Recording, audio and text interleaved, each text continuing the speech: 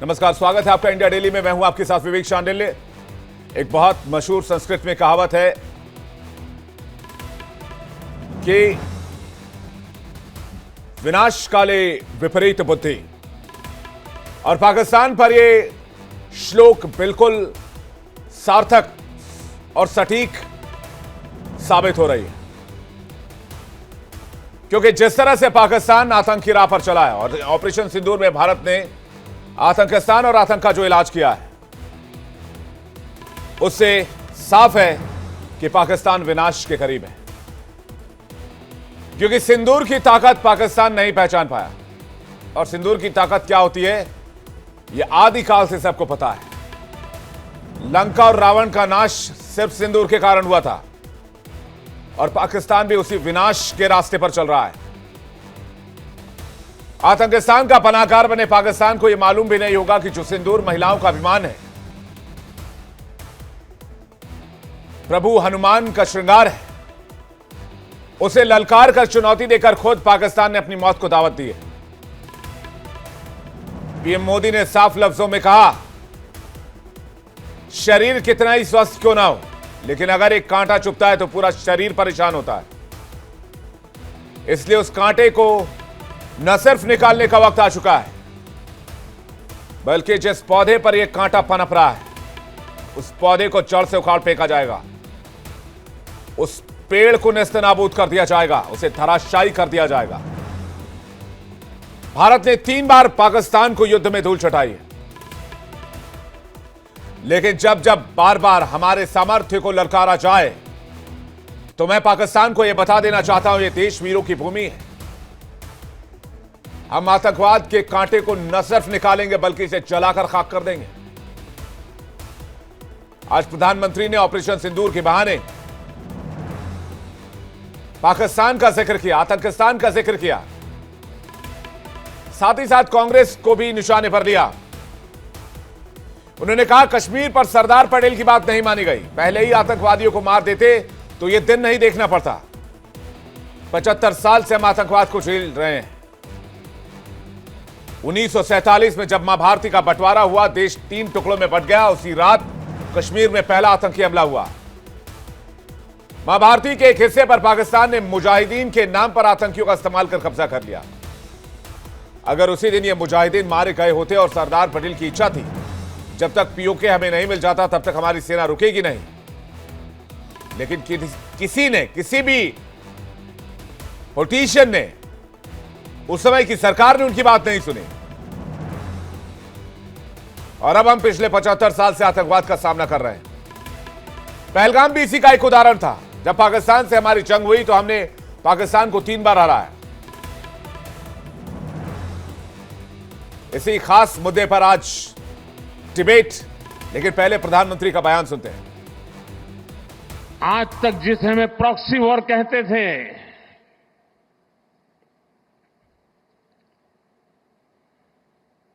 6 मई के बाद जो दृश्य देखे गए,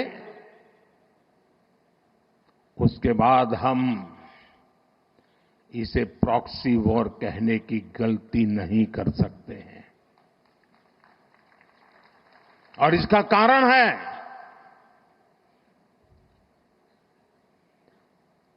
जब आतंकवाद के 9 ठिकाने तय करके 22 मिनट में, साथियों 22 मिनट में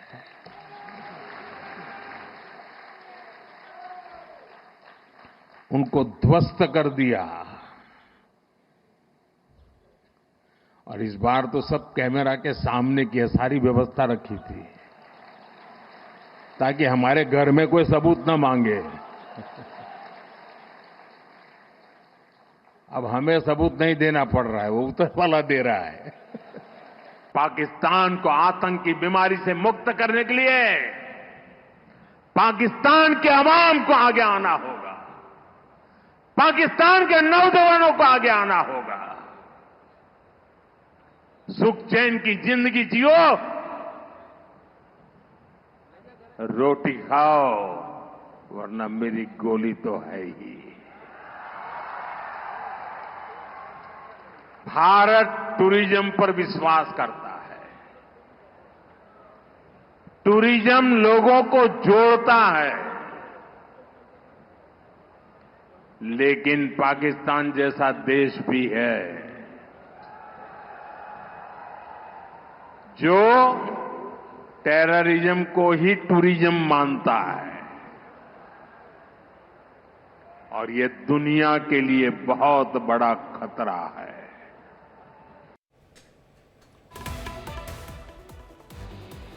तो सवाल आज ये है कि आतंक के सामने नतमस्तक है पाकिस्तान, तो पाकिस्तान का इलाज परमानेंट जरूरी है। आतंकवाद पाकिस्तान के लिए जरूरी है, मजबूरी है।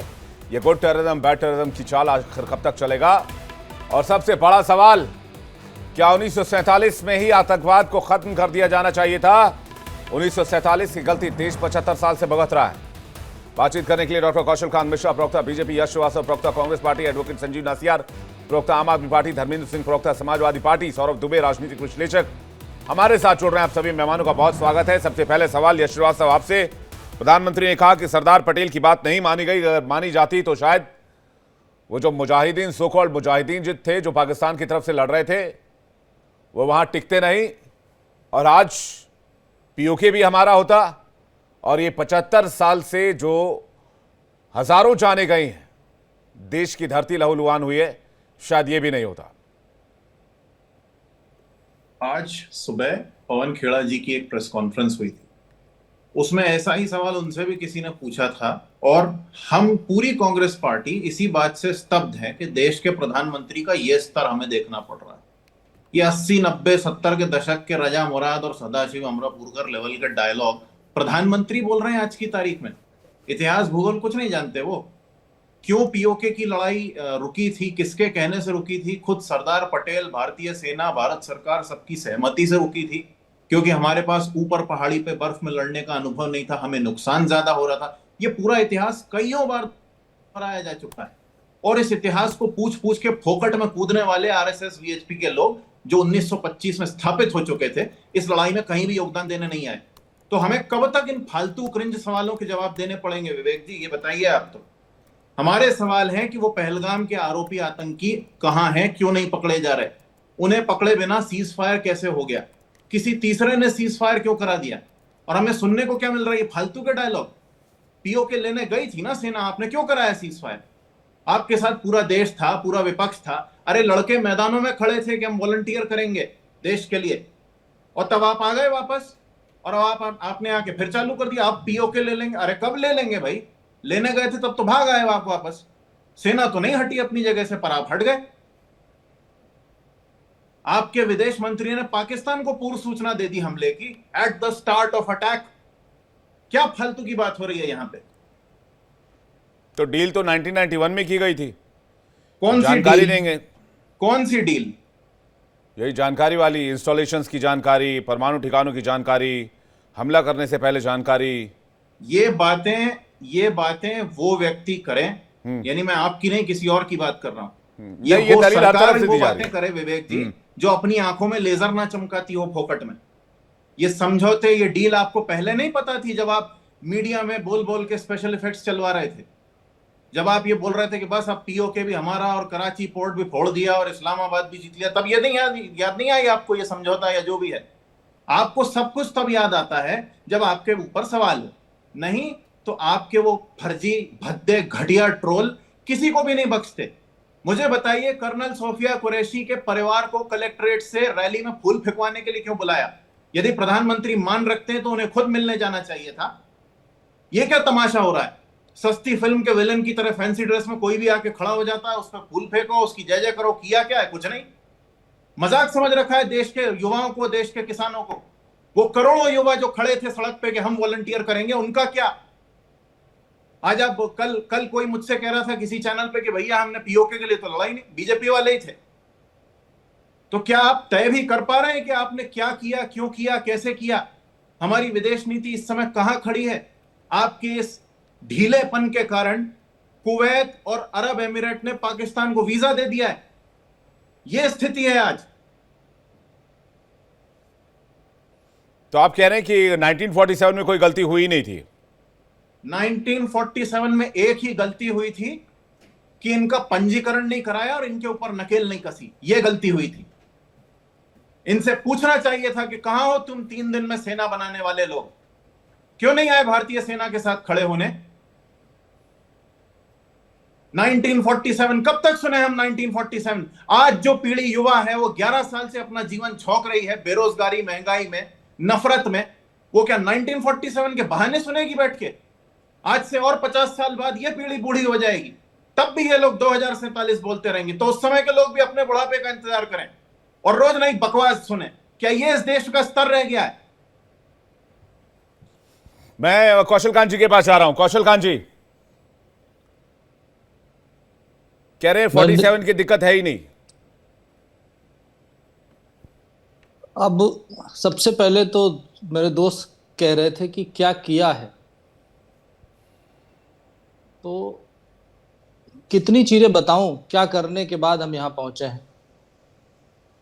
अभी लेटेस्ट हम चौथी इकॉनमी बन गए हैं। दुनिया में सबसे ज्यादा जो मोबाइल फोन पे बैठ के शायद वो बोल रहे होंगे, मोबाइल फोन हिंदुस्तान में बनने लगे हैं। आप देखिए, वर्ल्ड की सेकेंड लार्जेस्ट मैन्युफैक्चरिंग मोबाइल की इंडिया में है। गरीबों के लिए 11 करोड़ शौचालय दे दिए, 7 आईआईटी दे दिए, 268 मेडिकल कॉलेज दे दिए। कितनी चीज मतलब बताने लगूंगा तो थक जाएंगे आप सुनते सुनते। इतनी चीजें दे दी। मामला कश्मीर का है। अब बात चली गई रूट पे। प्रधानमंत्री ने कहा ये बीमारी जो कांग्रेस की दी हुई है, इन्होंने जो चाहते तो 47 में खत्म कर सकते थे, पीओके का मामला ही नहीं रहता। नहीं, मैं पहले इनको चुप कराना चाहता था कि इन्होंने कहा इन्होंने किया क्या है। तो किया यह है कि हमने जिस तरह से इकोनॉमी को चलाया है, हम चौथी इकोनॉमी बन गए हैं, दुनिया के सबसे बड़े बाजार हैं, जिसकी वजह से पूरी दुनिया घुटनों पे है, दुनिया का सबसे यंगेस्ट देश है, जिनका सही ह्यूमन रिसोर्स का यूटिलाइजेशन हो रहा है, तभी दुनिया हमारी तरफ आंख उठा करके देख रही है। चीन के ऑप्शन की तरह हम ग्लोबली आए हैं। तो ये हमने किया है डिप्लोमेसी के लेवल पे। इस अभी ऑपरेशन सिंदूर जो अभी कंटिन्यू है, चल रहा है, उसमें 3 देशों को छोड़ करके पूरा विश्व हमारे साथ खड़ा है। अब बात आती है 1947 की। केवल एक ही जगह करीब 565 रियासतें थी। सरदार वल्लभ भाई पटेल ने सबको मिलाने के लिए उनकी जिम्मेदारी थी। 3 रियासतें, जूनागढ़ की रियासत थी, हैदराबाद की रियासत थी और कश्मीर की रियासत थी। इन तीनों ने थोड़ा आंख दिखाने की कोशिश की। तो कश्मीर का मामला अनफॉर्चुनेटली पंडित जवाहरलाल नेहरू जी ने अपने हाथों में लिया। जूनागढ़ और हैदराबाद का मामला वल्लभ भाई पटेल ने दिया और जूनागढ़ की रियासत पूरी तरह से आ गई। हैदराबाद जहां पे रजाकार थे, जहां के असदुद्दीन ओवैसी साहब बोलते हैं, वहां के रजाकार भी घुटनों पे आ गए। ऑपरेशन पोलो चला करके उनको उनकी औकात दिखा दी गई।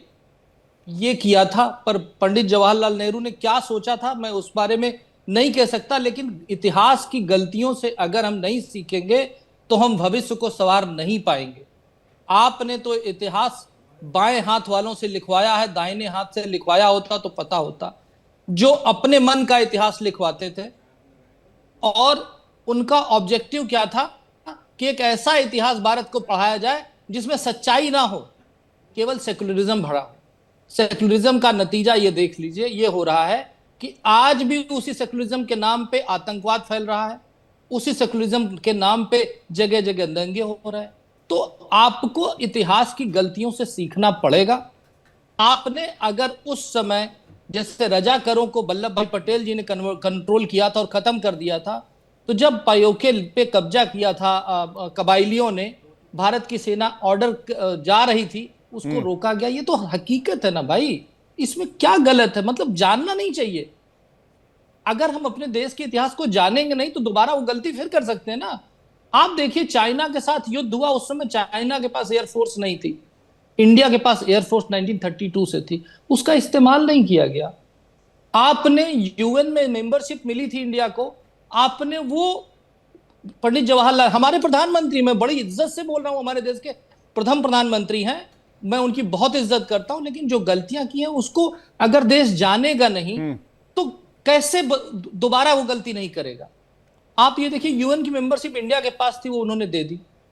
तिब्बत जो इंडिपेंडेंट था वो उन्होंने चाइना को दे दिया। ठीक, अभी कश्मीर पर सेंट्रिक रखते हैं। कश्मीर में अक्साई चीन पे कब्जा हो गया। आप देखिए, कई सारे छोटे छोटे भूभाग जो पंडित जवाहरलाल नेहरू हो, इंदिरा जी हो, मैं किसी, सब मेरे रिस्पेक्टेड प्रधानमंत्री हैं, लेकिन जो गलतियां की हैं उस गलती को अगर हम एड्रेस नहीं करेंगे, ठीक है, जानेंगे नहीं, तो मुझे नहीं समझ में आता कि यश श्रीवास्तव का क्या जवाब है इस प्रॉब्लम पे?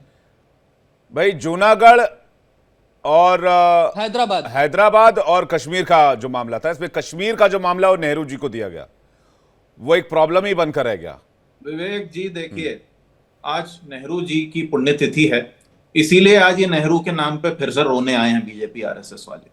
सच ये है कि कश्मीर की तरफ पहले एनवॉय जो गए थे, उन व्यक्ति का नाम था श्यामा प्रसाद मुखर्जी, पंडित श्यामा प्रसाद मुखर्जी। वो किसके आदमी थे और क्यों भेजे गए थे? वो वहां किसकी तरफ से भेजे गए थे? तो ये सवाल तो नेहरू जी से पूछा जाना चाहिए कि उन्होंने बीजेपी के आदमी को क्यों भेजा करवाया जाए।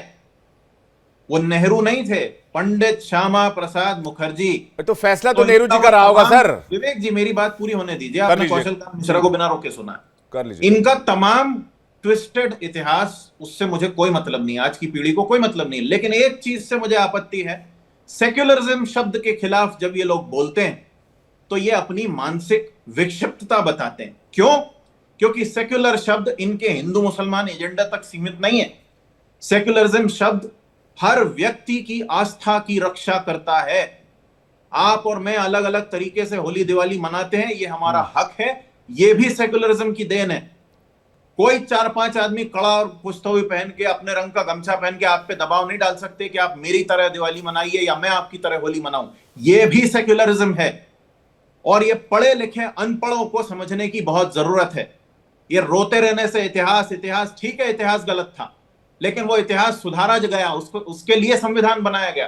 क्या पालन किया इन्होंने संविधान का? इस देश का संविधान कहता है कि संकट के समय में सब लोग एक हों, हम एक हुए, हमने इन्हें पूरा समर्थन दिया। इन्होंने क्या किया?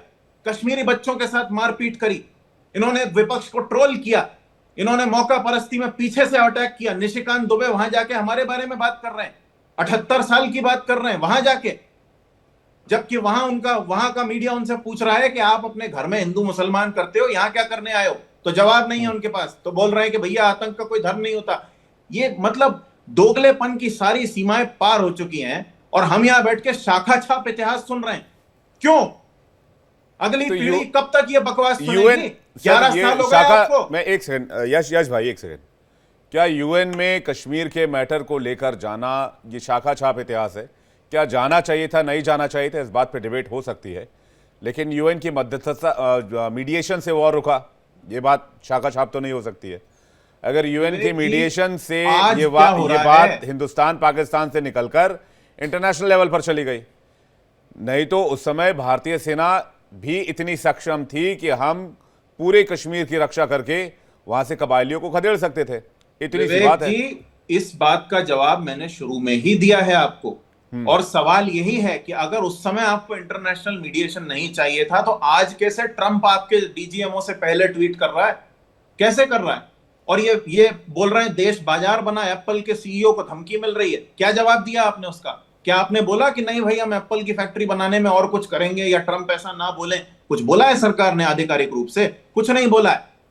एफडीआई आपके यहां रिकॉर्ड लो लेवल पे है, आप हर तरफ से जा रहे हैं और ये फालतू की बातें करते हैं।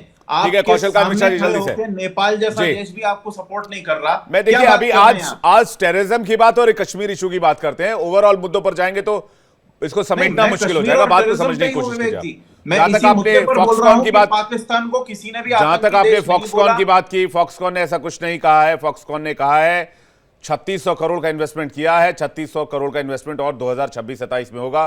वो इन्वेस्टमेंट नहीं रुकेगा। दुनिया का सबसे बड़ा मैन्युफैक्चरिंग प्लांट एप्पल का इंडिया में ही ऑपरेट होने वाला है। आधे प्लांट की शुरुआत हो चुकी है और आधा प्लांट शुरू होने वाला है। असेंबली प्लांट है, दूसरे 8-9 बार ट्रंप ने हमें ट्रेड वॉर की धमकी दी है, कोई भी आधिकारिक जवाब यहां से नहीं गया। ठीक है, मैं कह रहा हूं वो थोड़ा सा डिविएशन हो जाएगा, बात कश्मीर की, बात टेररिज्म की और बात 1947 की। कौशल कांत जी कुछ कहना चाह रहे हैं, उसके बाद में संजीव नसियार जी और सौरभ दुबे आपके पास आ रहा हूं। इन्होंने बोला कि पंडित श्यामा प्रसाद मुखर्जी को भेजा, किसने भेजा था? जवाहरलाल नेहरू ने। जब भी ये फंसते हैं यूएन में भारत का पक्ष रखने के लिए किसको भेजा गया? पंडित अटल बिहारी वाजपेयी को। तो जब भी कांग्रेस इंटरनेशनल लेवल पे फंसती है तो उसे भारतीय जनता पार्टी के नेता ही याद आते हैं, क्योंकि राष्ट्रवाद उन्हीं के रगों में बढ़ता है। सच्चाई है। और जो सेकुलरिज्म की बात करें ना, अगर सेकुलरिज्म इतना ही सही था तो ये बताइए इतनी बार कॉन्स्टिट्यूशन डिबेट हुई, क्यों नहीं लाया गया? क्यों इंदिरा गांधी को मजबूर होकर के सोवियत के हाथों की कठपुतली बन करके सोशलिस्ट एंड सेकुलर शब्द इमरजेंसी में जोड़ना पड़ा? उसका सबसे बड़ा नुकसान समझ लीजिए क्या हुआ। पहले बिना सेकुलरिज्म लिखे हुए हमारा देश धर्मनिरपेक्ष नहीं था, धर्म सापेक्ष लेकिन पंथ निरपेक्ष था। इसका मतलब यह है कि वो सनातन के लिए, हिंदू धर्म के लिए कुछ कर सकता था। क्यों? क्योंकि सेकुलर नहीं लिखा गया था, रिस्ट्रिक्शन नहीं था। जब सेकुलर ला दिया गया, उसके बाद आप कोई भी काम नहीं सरकार कर सकती हिंदू धर्म के लिए, सनातन धर्म के लिए, राष्ट्रीय धर्म के लिए, भारत के कल्चर के लिए। यह सबसे बड़ा चेंज लाया गया। बेसिक स्ट्रक्चर, डायरेक्शन ही बदल दिया गया। और वो भी किस तरह से?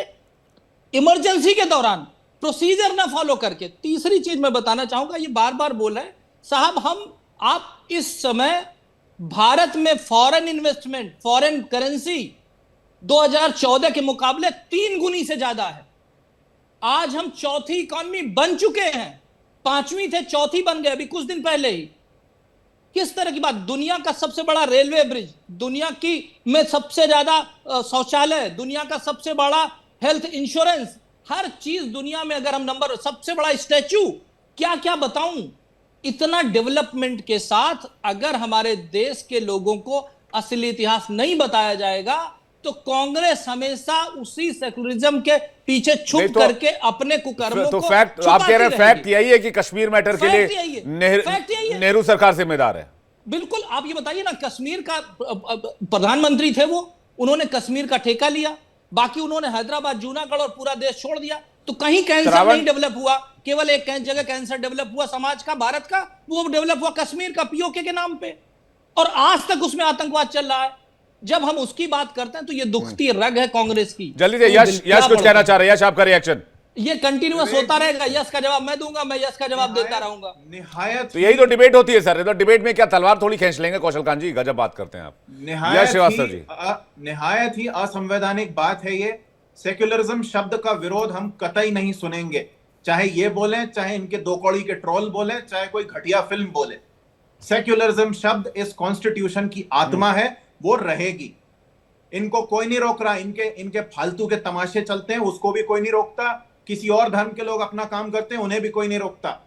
देश के संविधान की मूल भावना में है कि अपनी मर्जी से आप अपना धर्म और अपना पंथ चुन सकते हैं। ये फालतू की बात, ये बात भी तो सही है कि सेक्युलरिज्म शब्द बाद में जोड़ा गया, और इसको जोड़ने की मंशा क्या थी, इसके पीछे भी लगातार डिबेटें और बहसें होती रही हैं। नहीं विवेक जी, देखिए, मुद्दा यह है कि कश्मीर पर लगातार हमले हो रहे हैं। हाँ। और पहलगाम हमले के 3 आरोपी पिछले 1.5 साल में और कुछ वारदातों के जिम्मेदार पाए गए, लेकिन हमें नहीं पता वो कहां हैं, कब पकड़े जाएंगे, कैसे पकड़े जाएंगे। उस बारे में ना विदेश मंत्री कुछ बोलते हैं, ना होम मिनिस्टर बोलते हैं, ना डिफेंस मिनिस्टर बोलते हैं। ये सवाल है। इससे भटकाने के लिए फालतू का इतिहास, बेकार के आंकड़े। अभी जीडीपी पर कैपिटा क्या हालत है, भुखमरी की हालत क्या है देश में, चाइल्ड मेलन्यूट्रिशन कहां पर है। 150 रैंक है आपकी जीडीपी पर कैपिटा में। अडानी को पूरे देश का धन दे के आप कहने लगे चौथी इकोनॉमी, तीसरी इकोनॉमी, उससे नहीं चलता है। क्यों आपके बिजनेसेस फेल हो रहे हैं देश के? और ये सारी चीजें जुड़ी हुई हैं। आप कश्मीर के मामले में कुछ नहीं बोल पा रहे हो। ट्रंप आपको हर दूसरे दिन लज्जित कर रहा है। क्या मैं इस पर वापस आऊंगा, क्योंकि आपने फिर से इसको एजुकेशन, माल न्यूट्रिशन और महंगाई और बेरोजगारी पर आप इस टॉपिक को ले जाना चाह रहे हैं। मैं फिर से कह रहा हूं कि इन टॉपिक्स पर लगातार बातचीत होती रहती है, लेकिन आज इस कश्मीर प्रॉब्लम पर हम लगातार बातचीत कर रहे हैं। संजीव नासिर जी के पास जा रहे हैं। संजीव नासिर जी, क्या विपक्ष भी एकजुट होने में नाकाम है? अगर ऑपरेशन सिंदूर भारत ने चलाया तो एक बड़ी कामयाबी इस देश के नाम की है, तो उधर संजय राउत कहते हैं कि भाई ऑपरेशन सिंदूर जो है वो फेल ऑपरेशन है। उधर अजय राय साहब एक प्रोटोटाइप लेकर आते हैं, एक छोटा सा खिलौना टाइप का फाइटर जेट का, उसमें नींबू मिर्ची लटकाते, कहते हैं रक्षा मंत्री क्या नींबू मिर्ची बांधने के लिए। फिर सवाल ये उठाया जाता है कि भाई सीज फायर क्यों कर दिया गया, सीज फायर क्यों कर दिया गया। और अब बात तो जो है वो 1947 तक जा पहुंची है कि भाई जब बात उठी ही है तो फिर अब शुरुआत से इस पर चर्चा की जाए। नासिर जी, देखिए विवेक जी, देश की जनता ने 1947 से लेकर 2014 के बीच में बहुत लंबे टाइम कांग्रेस को राज करने का मौका दिया। कांग्रेस में शायद कुछ खामी कमियां रही होंगी, जब तो देश की जनता ने 2014 में बहुत बड़ी मेजोरिटी से नरेंद्र मोदी जी की सरकार बनाई थी और नरेंद्र मोदी जी ने इतनी बड़ी बड़ी बातें कही थी। अभी भारतीय जनता पार्टी के दोस्त कह रहे थे कि हमने इतना काम किया कि हम एक हफ्ता 10 दिन तक गिनाएंगे तो खत्म नहीं होंगे। तो देश में सबसे बड़ा काम इन्होंने किया कि देश का भाईचारा तोड़ दिया। देश के अंदर महंगाई 7वें आसमान पे पहुंच गई। इनके बड़े बड़े नेता कहते थे कि अगर रुपया गिर रहा है तो देश की साख गिर रही है। आज रुपया कहां पहुंच गया है? कुल मिला के देश के अंदर भाईचारा तोड़ना, महंगाई बढ़ाना, बेरोजगारी बढ़ाना, ये इनकी अचीवमेंट है। अब इनकी सीरियसनेस है कश्मीर को लेकर। आपको ध्यान होगा आतंकवाद के खिलाफ जब नोटबंदी की गई तो ये कहा गया कि इससे आतंकवाद का सत्यानाश हो जाएगा, आज के बाद कोई आतंकवाद देश में नहीं मिलेगा। क्या बंद हुआ? क्या जब 370 हटाई हमारी पार्टी, आतंकी वारदातें कम हुई है, आतंकी वारदातें कम हुई है नासिर जी। और मैं अभी कश्मीर होकर आया हूं, श्रीनगर होकर आया हूं। और मैं जब इससे पहले गया था, खड़े होके देश के गृह मंत्री ये कहते हैं कि पीओके के लिए हम जान दे देंगे। अब पूरा देश, पूरा विपक्ष देश के साथ खड़ा था। हमारी सेनाओं ने घुटनों के बल पाकिस्तान को लाके खड़ा कर दिया था। ऐसी कौन सी मजबूरी थी देश के प्रधानमंत्री की कि उन्होंने उस पे सीज फायर पे सहमति देनी पड़ी? अगर वो गिड़गिड़ाया था पाकिस्तान, तो आम आदमी पार्टी चाहती थी कि जंग हो जाए भारत पाकिस्तान में। देखिए विवेक जी, और हजारों सैनिक मारे जाए। देश चाहता था इस समस्या का हल, आतंकवाद का हल। और ये तो दोगले आदमी हैं। दोगले आदमी कैसे हैं? आपने आज अखबार में पढ़ा होगा, यूपी के अंदर चीन की 7 फुटवेयर कंपनियां यूपी में निवेश कर रही हैं। वो चीन जो दुश्मन देश के साथ खड़ा है। बीजेपी सरकार की चीनी कंपनियों को लाकर देश में क्या संदेश देना चाहती है? हमारी जो बहनों के सिंदूर जिन्होंने उजाड़े, देखिए उसके ऊपर ये व्यापार करना चाहते हैं। मैं ये जानना चाह रहा हूं कि अभी आपने कहा कि सीज फायर क्यों किया गया? क्या आप चाहते थे जंग होनी चाहिए थी? क्या आप चाहते थे कि हिंदुस्तान पाकिस्तान में विवेक जी में एक वॉर की शुरुआत हो जाए? क्या आप चाहते थे इसमें हजारों सैनिकों की जान जाए? क्या आप चाहते थे कि देश की अर्थव्यवस्था 10 साल पीछे चली जाए? आप ये चाहते थे? क्या आप चाहते थे कि हमारी जो विकास की गति वो धीमी पड़ जाए? आज ये हाल है। 2014 में 54 लाख करोड़ कर्जा था देश के ऊपर। आज 200 लाख करोड़ रुपए से ज्यादा कर्जा हो चुका है। हमसे ज्यादा कर्जा अमेरिका पर है सर, क्या बात कर रहे हैं आप? देश में शिक्षा हमसे ज्यादा कर्जा अमेरिका पर है और जापान पर है और जर्मनी पर है। हम ये चाहते हैं। ये इस तरह के आंकड़े संजीव भाई हमसे ज्यादा कर्जा अमेरिका पर है, फायदा पहुंचाने के, हमसे ज्यादा कर्जा जापान पर है। ये कर्जा क्यों लिया जाता है दुनिया जानती है। आप भारत में 2014 में जब देश के प्रधानमंत्री नरेंद्र मोदी आए और तो देश कहां खड़ा था, आज कहां खड़ा है उसकी बात कर रहे हैं। हाँ तो आप अच्छा आप बताइए, श्रीनगर लास्ट टाइम कब गए थे? आज की भी बात होगी। कश्मीर कब गए थे लास्ट टाइम? देश में आज जिस तरीके का संजीव भाई माहौल है, ऐसा देश देखिए, ये एक तरफ से लगातार बोलने वाली डिबेट नहीं है। मैं बार बार कह रहा हूं आपसे, फैक्ट पे बात करते हैं, तथ्यों पे बात करते हैं। गुजरात में अभी प्रधानमंत्री गए, गुजरात के एक मंत्री जिन्होंने 71 करोड़ रुपए के करप्शन के आरोप हैं, वो प्रधानमंत्री की गोद में बैठे हुए थे। सर फिर मैं कह रहा हूं, ये झालमुड़ी बनाने से नहीं होगा। 10 तरह के मुद्दों को मिक्सी में डाल देंगे तो चटनी बन जाएगी, डिबेट नहीं होगी। माफ कीजिएगा, मैं आपको बीच में रोक रहा हूं। मैं कह रहा हूं कश्मीर पर, आतंकवाद पर, 1947 पर, नेहरू के यूएन जाने पर, डिबेट इस टॉपिक पर है। आपने कहा आतंकवाद बढ़ा है 2014 के बाद से। क्या आतंकवाद खत्म हुआ नोटबंदी से? सौरभ दुबे राजनीतिक विश्लेषक हमारे साथ जुड़े हुए हैं, उनके पास जा रहे हैं। सौरभ दुबे, क्या कहेंगे आप? उसके बाद संजय द्विवेदी भी हमारे साथ जुड़ गए हैं, नेता शिवसेना यूबीटी। सौरभ दुबे जी। देखिए विवेक भाई, एक प्रश्न जो है अब यक्ष प्रश्न की तरह बन गया है कि क्या इस देश के अंदर जो है लगातार विपक्ष का काम जो है वो सवाल पूछने के नाम पर बार बार जो हमारी सेना का शौर्य पराक्रम है उससे मिलता जुलता दिखाई देगा? क्या उनके सवाल और प्रश्न ऐसे होंगे जो कहीं ना कहीं पाकिस्तान जिसको प्रोपेगेंडा बना करके चला रहा है? मैं इसलिए कह रहा हूं क्योंकि देखिए बड़ी बड़ी बातें अभी कांग्रेस के प्रवक्ता यहाँ पर कह रहे थे, मैंने सुनी, आजादी की बात की उन्होंने, बहुत अच्छी बात कही। मैं ये जानना चाहता हूं कि आजादी की लड़ाई निश्चित रूप से कांग्रेस पार्टी के लोग थे, उसके अंदर मैं मानता हूं, उन्होंने राष्ट्रीय स्वयंसेवक संघ का नाम लिया।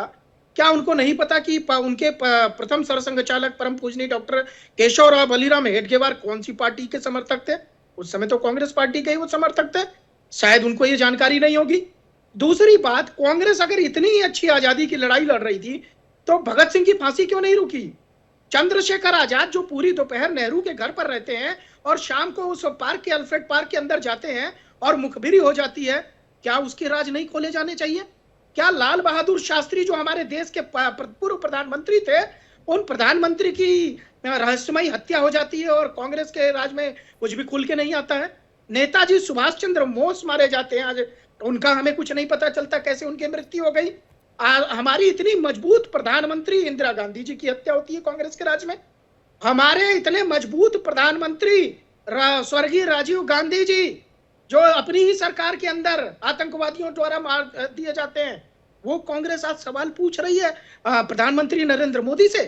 मतलब आप अपना घर भी नहीं संभाल पाए और प्रधानमंत्री नरेंद्र मोदी जी के नेतृत्व में सेना 100 किलोमीटर अंदर घुस करके पाकिस्तान को नेस्ता नाबूद कर दी, उनके सैन्य ठिकाने ध्वस्त कर दिए, 100 से ज्यादा आतंकियों का सफाया कर दिया और वहां पर पाकिस्तान करा करा करके माफी मांगा, पैर पकड़ा, घुटनों के बल आ गया, तब जाकर के किसी तरह से उसको ये शर्तों पर राहत दी गई कि अगर दोबारा इसी का हिमाकत हुई तो सीधा सीधा युद्ध का ऐलान होगा और पाकिस्तान जो है दुनिया के नक्शे से गायब हो जाएगा। इन शर्तों के साथ पाकिस्तान के साथ जो है वो कहीं ना कहीं जो हमारा मिशन था उसको स्थगित किया गया है, खत्म नहीं हुआ है। तो मुझे लगता है कि जहां तक कांग्रेस पार्टी हो या आम आदमी पार्टी के लोग हैं, आम आदमी पार्टी तो अभी अभी पैदा हुई है, उसको तो मैं गिनती में लेता ही नहीं, लेकिन जो कांग्रेस पार्टी है उसको कम से कम अपने गिरेबान में झांकना चाहिए कि आप अपने प्रधानमंत्रियों को अपनी सरकार रहते नहीं बचा पाए। आप प्रधानमंत्री तो छोड़िए, आप लगातार जिस कश्मीर की बात कर रहे हैं वो कश्मीर समस्या पैदा की हुई कांग्रेस की है। पाकिस्तान बंटवारा ही कांग्रेस की शर्तों पर हुआ था। अगर जिन्ना की चाहत ना होती, नेहरू की चाहत ना होती तो ये पाकिस्तान का बंटवारा नहीं होता। अच्छा, बंटवारा हुआ भी तो आपने कश्मीर को कैसे अलग थलग छोड़ दिया? अलग थलग छोड़ने के बाद सरदार पटेल के साथ जिस तरह से लगातार दुर्व्यवहार किया हमारे पहले प्रधानमंत्री नेहरू जी ने, क्या वो सार्वजनिक रूप से सबको पता नहीं है? अब बाबा साहब अंबेडकर का जिस तरह से अपमान किया गया, क्या वो सबको पता नहीं है? ठीक है, फिर अब बहुत सारे मैटर्स में भी आ रहे हैं, स्पेसिफिक रहते हैं। मैं बार बार कह रहा हूं, कश्मीर पे बात कर रहे हैं, कश्मीर पर ही रहते हैं, ऑपरेशन सिंदूर पर रहते हैं। संजय द्विवेदी का रिएक्शन चाह रहा हूं, उसके बाद यश श्रीवास्तव आपके पास आ रहा हूं। आप कुछ और कहना चाह रहे हैं सौरभ दुबे जी?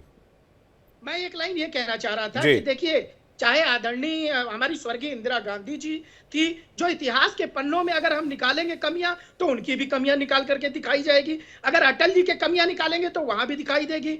नरेंद्र मोदी जी ने जो फैसला लिया इतिहास में पूछा जाएगा, कमियां निकालने वाले उसमें भी निकालेंगे। लेकिन हमारे जैसे हिंदुस्तानी जिनके दिल में हिंदुस्तान बसता है, हम इंदिरा गांधी जी के शौर्य को भी मानते हैं, अटल बिहारी वाजपेयी जी के शौर्य को भी मानते हैं और प्रधानमंत्री नरेंद्र मोदी जी के नेतृत्व में जिस प्रकार से देश नेहरू जी को क्यों नहीं मानते आप लोग?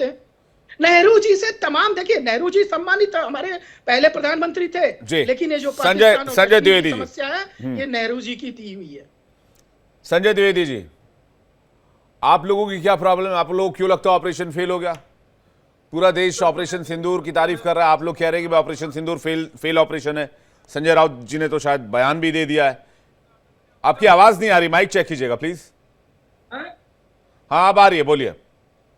मैंने कहा, मैंने अभी पूरी बात सुनी, मतलब सौरभ जी जो बीजेपी से करते हैं, जो अभी से हमसे पहले बोल रहे थे, तो पहले जो बोल रहे तो बीजेपी से कि क्या, कौन है वो?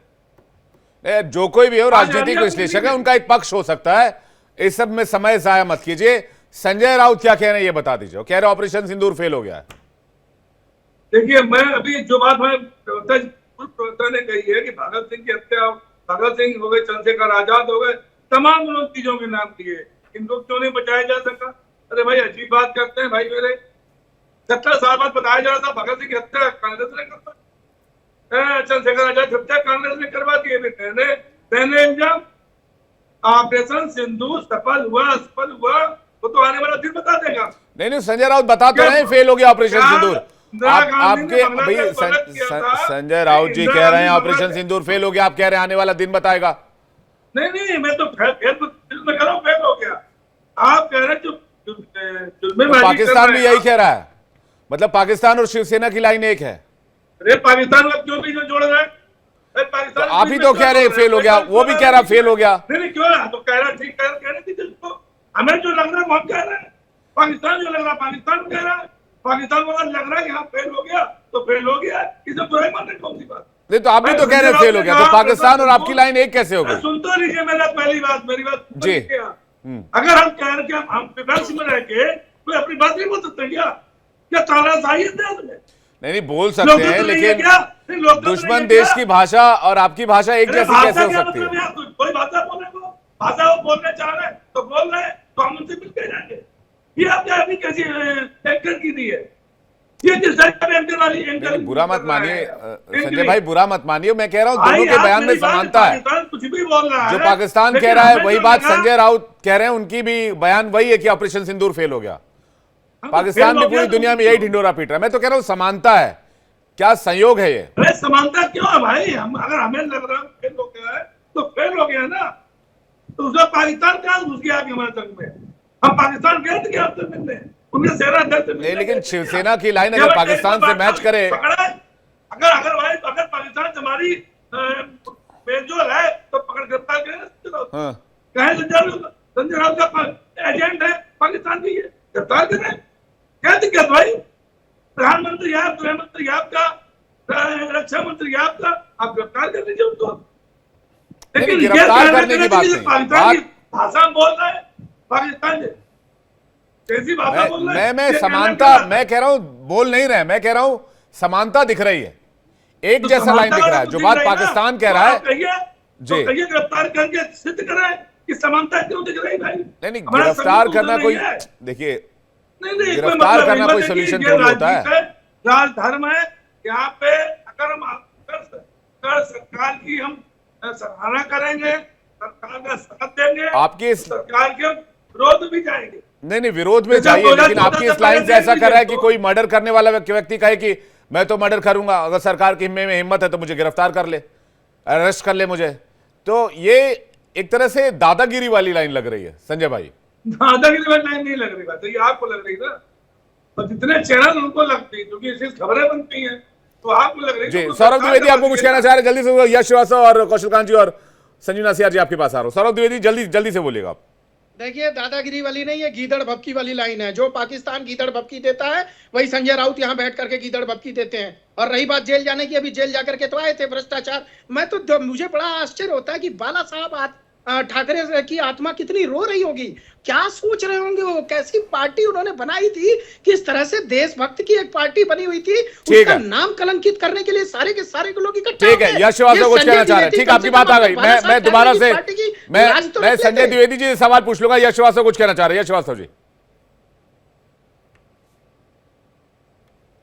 हुए देख के मुझे अमेरिका में प्रधानमंत्री जी के हाथ याद आ गए, जो सवाल सुनते ही उनके जो हाथ उछलने लगे थे। ये फ्रस्ट्रेशन है जो ऐसे निकलता है। दुनिया की हर भाषा में भारत की राजधानी दिल्ली है, तो कोई भी बोले वो उसका तारतम्य फोकट में नहीं जोड़ना चाहिए।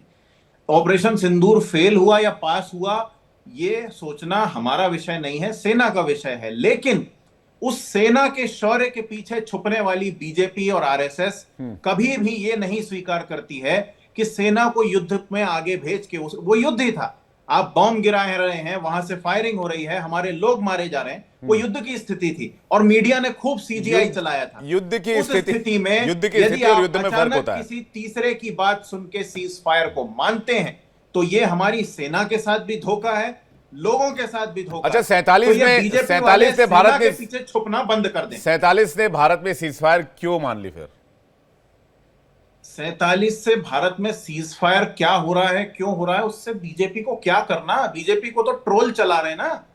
जिस सर, हमारे लाखों करोड़ रुपए कश्मीर पर खर्च हो चुके हैं। बात कहने दीजिए, इस देश का लाखों करोड़ रुपए जो इस देश के विकास के लिए इस्तेमाल होता था, हो सकता था, माफ कीजिएगा, वो कश्मीर में जाकर ब्लीड हो रहा है। नहीं विवेक जी, पैसा ब्लीड हो रहा है गुजरात में एक के बाद एक स्कैमस्टर्स के हाथों में, महंगे मशरूम से, फालतू के प्रोजेक्ट से और अडानी के फर्जी इन्फ्लेशन से। फिर से आप इसको झालमुड़ी बना रहे हैं। नहीं, मैं कुछ नहीं बना रहा हूं विवेक जी, आपको बुरा लग रहा है हमारा। मुझे कोई बुरा नहीं लग रहा सर। मिश्रा को नहीं रोकते आप, सौरभ दुबे को नहीं मैं रोकते। सबको रोकता हूं, मुझे कोई बुरा नहीं लग रहा। हाँ तो मुझे मेरी बात पूरी कहने दीजिए। आप मुझे 1000 बार भी सवाल करेंगे मुझे बुरा नहीं लगेगा, कोई बात नहीं, क्योंकि सवाल जवाब ही मेरा काम है। बहुत बढ़िया, मुझे मेरी बात कहने दीजिए। मैं ये कह रहा हूं कि हम सेना के शौर्य के पीछे छुपती हुई सरकार को कॉल आउट क्यों नहीं करें? भाई हम इनसे सवाल कर रहे हैं, सेना से नहीं कर रहे। लेकिन ये तुरंत पीछे भाग जाते हैं। ऑपरेशन सिंदूर तो सेना ने चलाया था ना सर। ऑपरेशन को डायरेक्ट किसने किया? क्या सरकार का कोई रोल नहीं है? क्या आप ये कह रहे हैं कि सेना अपनी मर्जी से चली गई? तो सेना को नहीं जाना चाहिए था। नहीं, आप अभी विवेक जी आप बहुत मजेदार स्थिति में हैं। अभी आप पूछ रहे थे आम आदमी पार्टी वालों से कि क्या सेना को मर जाना चाहिए, आपको ये स्वीकार है? आप मुझसे कह रहे थे मैंने ये नहीं कहा सेना को मर जाना चाहिए। मैंने कहा क्या एक पारंपरिक युद्ध में जाकर कर रहे हैं, हजारों लोगों की जान को दांव पर लगाना ठीक था? ये फैसला समझदारी वाला होता? मैंने बस ये पूछा था, ये सवाल बनता है, हो सकता है। सवाल पूछे ना जी, आपने दोनों तरफ के सवाल पूछे। भाई या तो हम पीओके लेना चाहते हैं या हम अपने देश के लोगों को नहीं मरने देना चाहते। यहां तो स्थिति यह है कि पीओके हाथ आया नहीं, लेकिन पूंछ में हमारे लोग मारे गए जिनको देखने पीएम तो नहीं गए। 2 साल से मणिपुर चल रहा है, बताइए कौन से प्रधानमंत्री के कार्यकाल में आप लोगों ने सीजफायर का सवाल किया। आप देखिए फिर आप मणिपुर पे चले गए। मैं कह रहा हूं नहीं, बिल्कुल आप लोगों ने सीजफायर का सवाल किया। भाजपा के 1947 की लड़ाई जो शुरू हुई उसमें सीजफायर में भारत क्यों गया? भारत ने संघर्ष विराम क्यों किया था? राज में ये सवाल आज पूछा जा रहा है। 2.5 साल चल रहा है और उनके कान में जू नहीं रेंग रही। ठीक है, मैं ये सवाल बीजेपी के प्रवक्ता इसका जवाब देंगे, क्योंकि मैं इसका जवाब नहीं दे सकता। कौशल खान जी इसका जवाब दे सकते हैं। कौशल खान जी। विवेक जी ये बार बार मणिपुर जा रहे हैं, तो मैं नॉर्थ ईस्ट की प्रॉब्लम में कांग्रेस ने क्या किया था मालूम है? उन्होंने अपने देशवासियों के ऊपर एरोप्लेन बम से गिराया था। चाइना पे तो सेना रोक ली थी, पर नॉर्थ ईस्ट में अपने लोगों पे बम गिराने का काम कांग्रेस ने किया था। ये कांग्रेस का इतिहास है। कांग्रेस के इतिहास में इतना भरा हुआ है कि अगर उसकी बात बताई नहीं जाएगी तो देश की जनता समझेगी ही नहीं। ये देखिए ना, जिस तरीके से देश के हिस्से को बिना संविधान में एंट्री किए हुए श्रीलंका को एक द्वीप दे दिया जाता है। आज के म्यांमार को आजादी के बाद भारत का द्वीप दे दिया जाता है। पाक ऑक्युपाइड कश्मीर को दे दिया जाता है, एक्साई चीन दे दिया जाता है। इन्होंने इतनी बार ये किया है कि इनको ये बड़ा नॉर्मल लग रहा है, और ये बार बार कह रहे हैं मणिपुर की बात। मणिपुर वालों के साथ आप लोगों ने जो किया था उनको एकदम छोड़ दिया था, जैसे नॉर्थ ईस्ट तो भारत का हिस्सा ही नहीं है। जब से मोदी जी आए हैं तब से लुक ईस्ट पॉलिसी आई है और एक्ट ईस्ट पॉलिसी आई है। आज देखिए जिस तरह से नक्सलवाद खत्म हो रहा है। कौशल खान जी, नॉर्थ ईस्ट पर बात हमने बहुत बार की है, फिर कर लेंगे कभी बैठेंगे तो। आपने जवाब दे दिया, आपने जवाब दे दिया। बात आती है फिर से संघर्ष विराम पे, बात आती है संघर्ष विराम पे। संघर्ष विराम 1949 में भी हुआ, यूएन ने मध्यस्थता की, संघर्ष विराम इस बार भी हुआ। इस बार दावा ट्रंप कर गए। ठीक, अब मैं बता देता हूं। तो सवाल इस बार भी उठे। अरे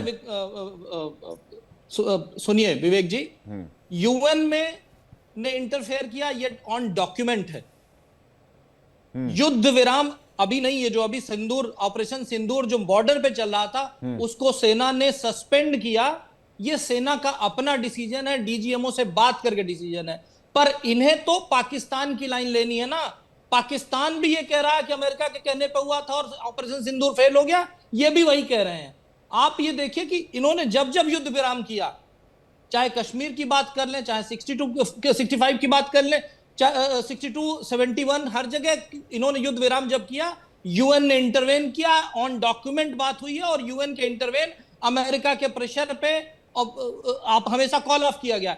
इस बार एक भी डॉक्यूमेंट किसी भी अंतरराष्ट्रीय फोरम पे नहीं है जिसमें यह कहा जाए कि ट्रंप ने कहा और उसके बाद सीज फायर हुआ। ट्रंप ने उसके बाद 7 स्टेटमेंट दे डाले, 7 बदलते रहे हैं। या तो आप 7 मानिए या 7 मत मानिए। ये सेलेक्टिविटी क्योंकि इनकी सेलेक्टिविटी इसलिए हो रही है, ठीक है। ये कह रहे हैं सेना के पीछे नहीं छुपे। अरे देश सेना के पीछे नहीं रहेगा तो क्या होगा? राहुल गांधी की तरह विदेश में जाकर के भारत की सेना खिलाफ बोलेगा, राफेल के क्वेश्चन, राफेल पे सवाल उठाएगा, राफेल कितने तो धराशायी हुए उस पे सवाल पूछेगा, जिसका जवाब देने से सेना ने मना कर दिया हो। जो सवाल पाकिस्तान के होते हैं वो सवाल राहुल गांधी के होते हैं। वो सवाल उद्धव ठीक ठाकरे है। की शिवसेना के पास होते हैं। समस्या क्या है कि ये संजीव लोग नासिर जी, देशसेना के खिलाफ होते हैं, उसके बाद यश श्रीवास्तव आपके देशद्रोही पास का आ काम रहा करते हूं। हैं। ठीक है, संजीव नासिर जी काफी देर से वेट कर रहे हैं। संजीव नासिर जी, देखिए विवेक जी, देश पिछले 11 साल से मोदी जी के नेतृत्व में चल रहा है। सारी सफलताएं और असफलताएं इन्हीं के खाते में हैं। ये उन पे सीधा सीधा जवाब ना देते हुए पीछे चले जाते हैं। अभी कश्मीर पे आपकी डिबेट है, ऑपरेशन सिंदूर फेल हुआ, सस्पेंड हुआ, क्यों हुआ, नहीं हुआ, ये बात बिल्कुल एडमिटेड है। पूरा देश जानता है कि ऑपरेशन सिंदूर में हमारी सेनाएं उस टाइम पे पाकिस्तान के को घुटने के बल लेके आए हुए थे।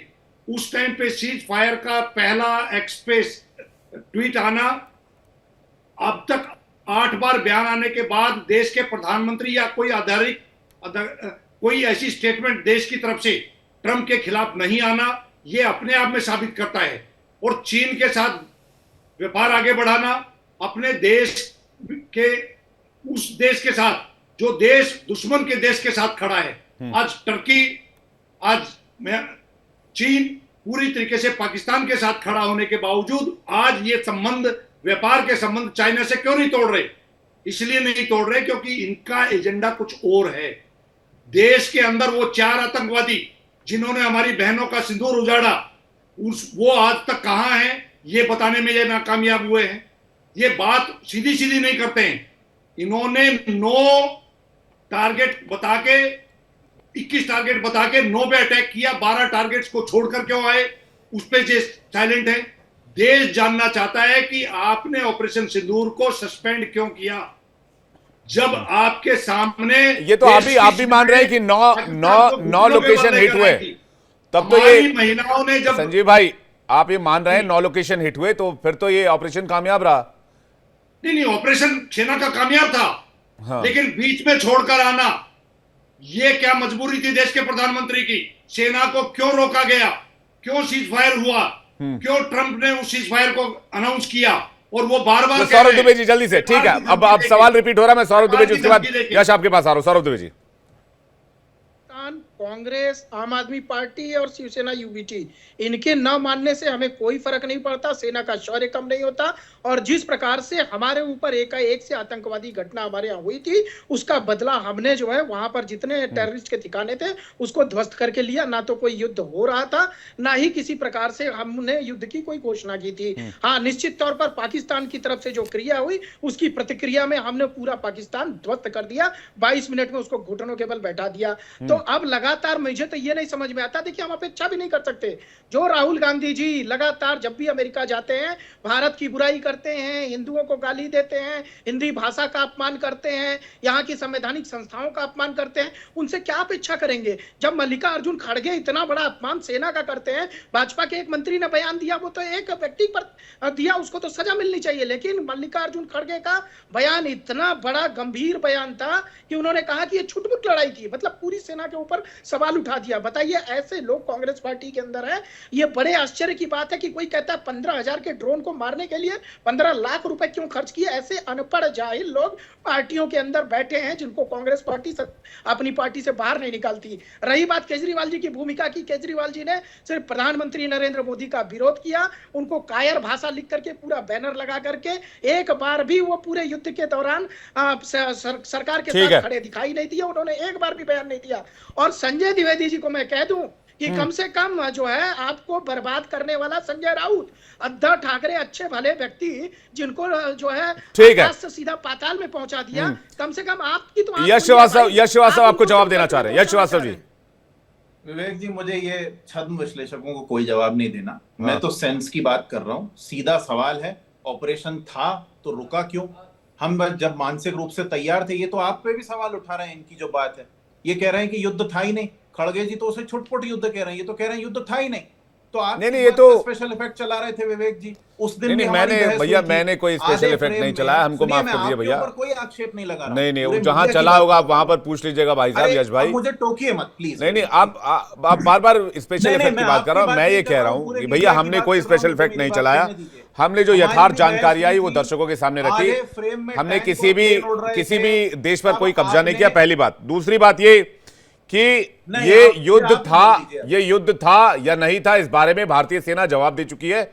भारतीय सेना ने कहा कि हमने प्रिसाइज लोकेशन पर एंटी टेरर ऑपरेशन चलाया था। ये एस्केलेशन मोड में था, हम वॉर में नहीं थे, ना ही हम वॉर करना चाहते थे।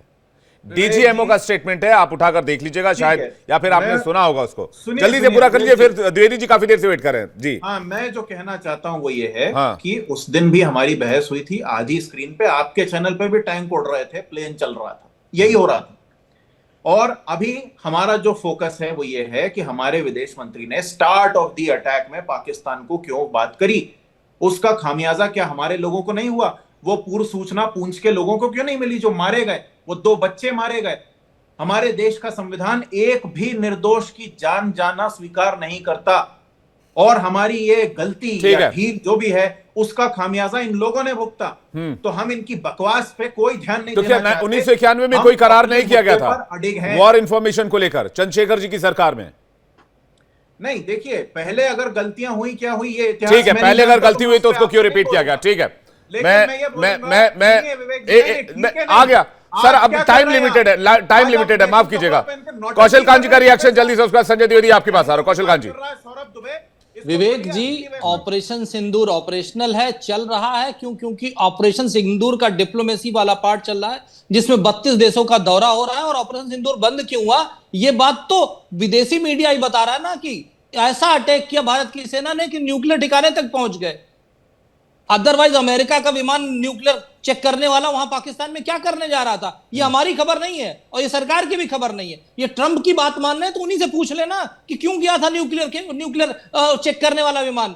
तो समस्या क्या है? और ये चाइना के हाथ में रहना चाहते हैं। चाइना तो चाहता है कि भारत जो है युद्ध में फंस जाए, और जिस तरीके से वो आज चौथी इकोनॉमी बन गया है और उसको रिप्लेस करने के लिए तैयार है, तो वो चाइना चाहता है। और कांग्रेस भारत के दुश्मन चाहते थे कि ये युद्ध रुके ना, ये युद्ध मतलब ये युद्ध में तब्दील हो जाए, ये कहना चाह रहे हैं आप, और भारत के विकास की गति रुक जाए। संजय द्विवेदी जी, आपकी भी यही मंशा थी क्या? शिवसेना भी यही चाहती थी कि युद्ध होनी चाहिए भारत और पाकिस्तान के बीच में? 70 साल हो गए 75 साल से निरंतर पाकिस्तान की ISI का नाम है। तमाम प्रधानमंत्री आए, उन्होंने अपने हिसाब से निर्णय लिए, लेकिन क्या थमना है? क्या उनका आतंकवाद का जो मामला है, उनकी ISI का, उनकी सेना का क्या थम रहा है? आपको याद होगा कारगिल युद्ध में मुशर्रफ जी आए थे देश में, माननीय अटल बिहारी वाजपेयी प्रधानमंत्री थे, और उसके बाद उस कारगिल युद्ध हुआ। परवेज मुशर्रफ में जाने के बाद कारगिल युद्ध हुआ क्यों हुआ? अच्छी खासी उन्होंने वार्ता की, सब कुछ किया, और उसके बाद उन्होंने कारगिल युद्ध किया। उसमें हमारे सैनिक नीचे थे, पाकिस्तान के सैनिक ऊपर थे, हम पीछे, हमने वो भी जीता हमने। तो हमारी सेना में कहीं कोई कमी नहीं है। कोई कहता है सेना में कमी है, कोई विपक्ष का एक आदमी या देश की जनता सेना के बारे में, विपक्ष का कोई भी नेता, कोई भी विपक्ष की पार्टी ये नहीं कर रही है सेना में कोई कमी है। वो कह रहे हैं सरकार के, सेना में कोई कमी कोई नहीं कहता, वो सरकार के फैसले पर सवाल उठा रहे हैं। यश कुछ कहना चाह रहे हैं। यश जल्दी से, यश देखिए 10 सेकंड प्लीज, जल्दी से। हाँ, सार ये है कि ये सरकार और इससे जुड़े हुए छद्म बेनामी संस्थाओं वाले लोग सिर्फ देश को भटका रहे हैं, सेना से भी धोखा कर रहे हैं, कर्नल सोफिया के परिवार का अपमान कर रहे हैं, और ये अनएक्सेप्टेबल है। देश को जवाब चाहिए। कर्नल सोफिया के परिवार को विरोध करने दीजिए ना, आप लगाना बंद करें। आप कर्नल सोफिया के परिवार के प्रवक्ता क्यों बन रहे हैं? उनको दिक्कत हो गई, विरोध करेंगे वो। एक मिनट, मैं किसी के परिवार का प्रवक्ता नहीं बनाऊं यहाँ पे। सेना के परिवार का अपमान है ये कि उनको बुला के उनसे फूल फेंकवाया जाए, हमें आपत्ति है इस बात पे। और आप ठीक है, आपकी आपत्ति, विवेक जी, आप हर बार मुझे रोक रहे हैं, आप इनकी फालतू बातें सुन रहे हैं प्रेम से। मैं किसी को रोक नहीं रहा हूं यश श्रीवास्तव जी। देखिए, हमने सीज फायर क्यों किया, हम तालिबान से क्यों समर्थन जुटाने गए, तालिबान से क्यों समर्थन जुटाया? देखिए शांति से, आराम से बात करें ना। तो कहते हैं ऐसी वाणी बोलिए मन का आपा खोए, औरों को शीतल करे आपा वो शीतल होए।